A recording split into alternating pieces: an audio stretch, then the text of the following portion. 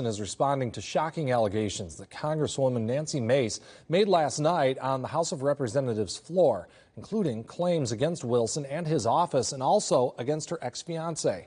Mace claimed that an attorney had proof of girls and women being abused in the Low Country and that Wilson's office ignored them. State House reporter Mary Green sat down with the Attorney General today and has more. Attorney General Alan Wilson told me the first time he heard about these claims was when the text of Congresswoman Nancy Mace's speech was published shortly before she delivered those remarks on the U.S. House floor.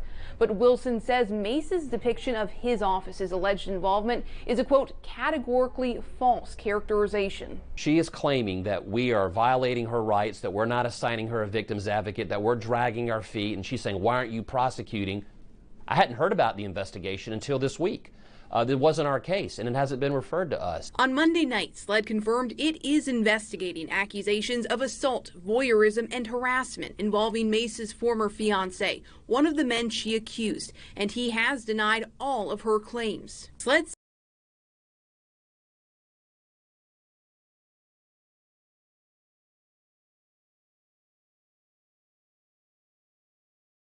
says it opened that investigation in December of 2023, 14 months ago, after being contacted by U.S. Capitol Police. Local law enforcement agencies say at the time they have no the alleged incidents, they have no record of Mace filing a police report. SLED says its investigation is still active and ongoing and will be sent to a prosecutor for review once it's complete. Wilson says no information about that investigation has been shared with him by SLED or Mace. That congressperson has had my personal cell phone, and she's had ample opportunities to meet me at events and talk to me. She has never reached out to me or anyone on my staff. She has not reached out to us directly or through her counsel or through members of her staff. Mace claimed Monday at least one lawyer did. When the attorney of a victim asked to speak to the Attorney General, Alan Wilson directly, he told the attorney not to send him any information, not to send him any documents. Wilson denies that. What I would probably say, and what I have said hundreds of times over the last 14 years, is if someone has evidence of a crime,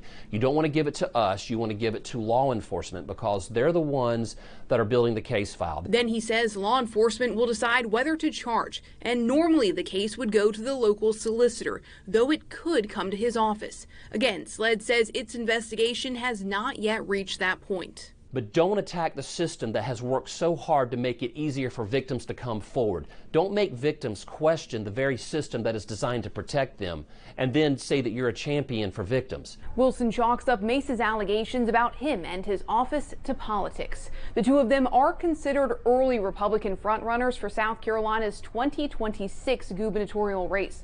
Wilson told me Tuesday he is considering a future run, but neither he nor Mace have officially declared their candidacies.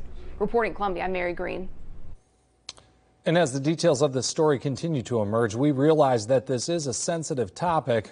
We take all allegations of sexual assault seriously. So if you or someone you know is a victim of sexual assault, there are experts that provide survivor services for no charge. Here in the Midlands, you can reach out to Pathways to Healing's 24-hour hotline at 803-771-7273 or Sister Care. We also have several other resources on our website for both sexual assault and domestic violence victims. Please, if you or someone you know is a victim, call 911 or any of these resources. There are also 15 rape crisis centers across our state.